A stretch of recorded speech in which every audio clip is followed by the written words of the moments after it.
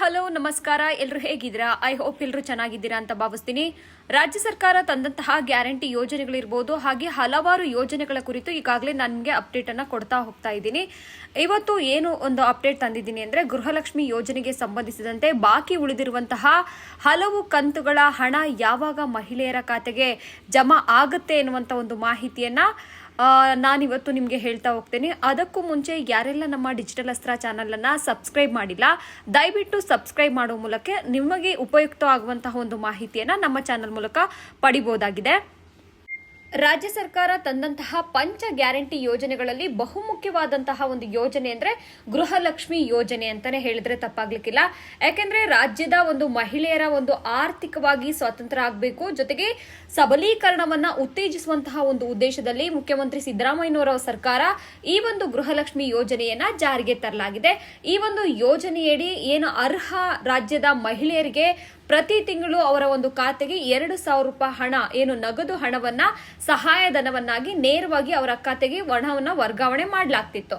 ಅಂದ್ರೆ ಸುಮಾರು ತಿಂಗಳಿನಿಂದ ಏನು ಗೃಹಲಕ್ಷ್ಮಿ ಯೋಜನೆಯಡಿ 2,000 ರೂಪಾಯಿ ಹಣವನ್ನ ರಾಜ್ಯ ಸರ್ಕಾರ ಹಾಕ್ತಾ ಬರ್ತಾ ಇದೆ. ಆದ್ರೆ ಇದೀಗ 8 ತಿಂಗಳಿನಿಂದ ಸರಿಯಾಗಿ ನೇರವಾಗಿ ಮಹಿಳೆಯರ ಖಾತೆಗೆ ಹಣ ವರ್ಗಾವಣೆ ಆಗ್ತಾ ಇಲ್ಲ. ಕೊಟ್ಟ ಮಾತಿನಂತೆ ನಡೆದುಕೊಳ್ಳಿ, ಯಾಕೆ ಈ ರೀತಿಯಾದಂತಹ ಜನರನ್ನ ತಪ್ಪು ದಾರಿಗೆ ಎಳೆಯುವಂತಹ ಒಂದು ಪ್ರಯತ್ನವನ್ನ ಮಾಡ್ತಾ ಇದ್ದೀರಾ ಅನ್ನುವಂತ ಒಂದು ಮಾತನ್ನ ಈಗಾಗಲೇ ವಿಪಕ್ಷಗಳು ಸಹ ಸರ್ಕಾರದ ವಿರುದ್ಧ ಚಾಟಿಯನ್ನ ಬೀಸಿರುವಂತದ್ದು.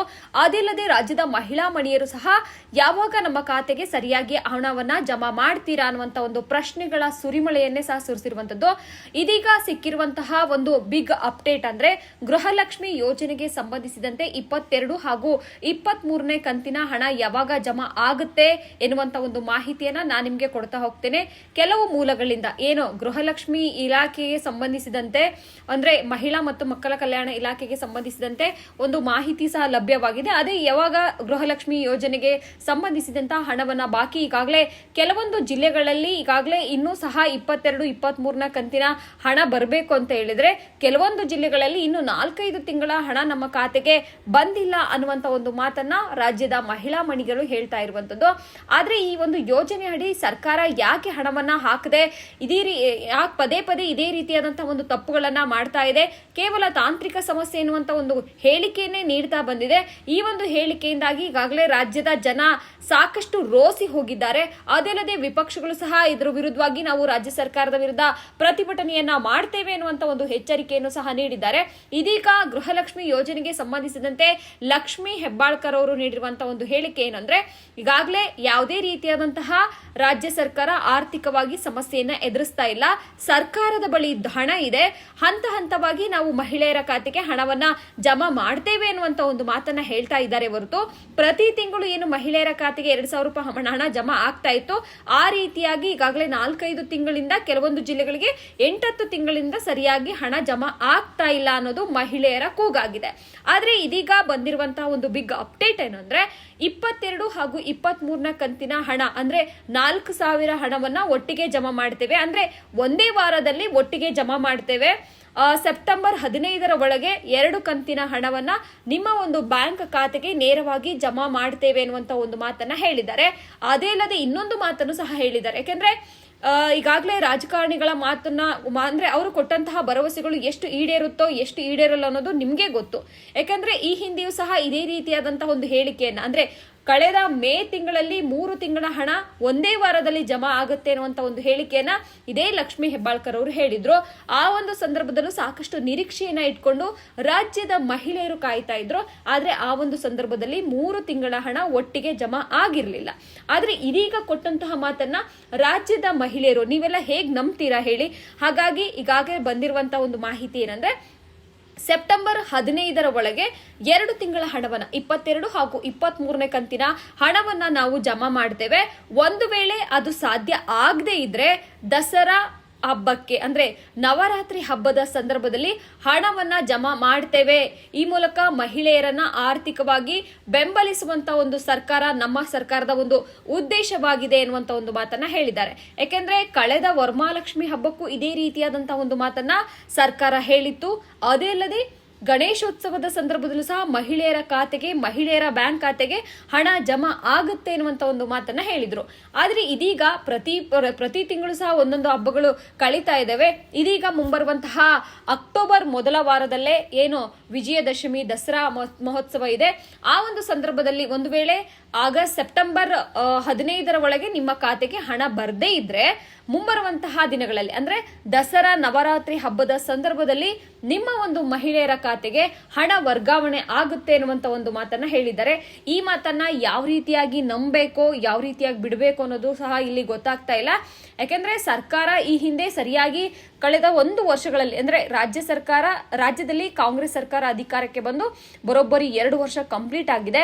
ಆ ಒಂದು 2 ವರ್ಷ ಅಧಿಕಾರಕ್ಕೆ ಬಂದಂತಹ ಸಂದರ್ಭದಲ್ಲಿ ಆರಂಭದಲ್ಲಿ ಎಷ್ಟೇ ತಾಂತ್ರಿಕ ಸಮಸ್ಯೆಗಳು ಇದ್ರೂ ಸಹ ಸರಿಯಾದ ರೀತಿಯಲ್ಲಿ ಪ್ರತಿ ತಿಂಗಳು ರಾಜ್ಯದ ಮಹಿಳೆಯರ ಖಾತೆಗೆ ಹಣವನ್ನ ಸರ್ಕಾರ ಜಮಾ ಮಾಡ್ತಾ ಹೋಗ್ತಿತ್ತು.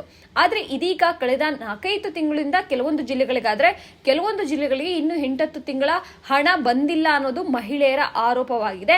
ಈ ಎಲ್ಲ ಆರೋಪಗಳು ಒಂದು ಕಡೆ ಆದ್ರೆ ಇನ್ನೊಂದು ಕಡೆ ಗ್ಯಾರಂಟಿ ಸಮಿತಿ ಅಧ್ಯಕ್ಷರಾದಂತಹ ಏನು HM ರೇವಣ್ಣ ಅವರು ಒಂದ್ ಕಡೆ ಹೇಳ್ತಾರೆ, 3 ತಿಂಗಳಿಗೊಮ್ಮೆ ನಾವು ಹಣವನ್ನ ಮಹಿಳೆಯರ ಖಾತೆಗೆ ಜಮಾ ಮಾಡ್ತೇವೆ, ಪ್ರತಿ ತಿಂಗಳು ಮಹಿಳೆಯರ ಖಾತೆಗೆ ಹಣವನ್ನ ಜಮಾ ಮಾಡೋಕೆ ಸಾಧ್ಯ ಆಗಲ್ಲ ಅನ್ನುವಂತ ಒಂದು ಮಾತನ್ನ ಹೇಳ್ತಾರೆ.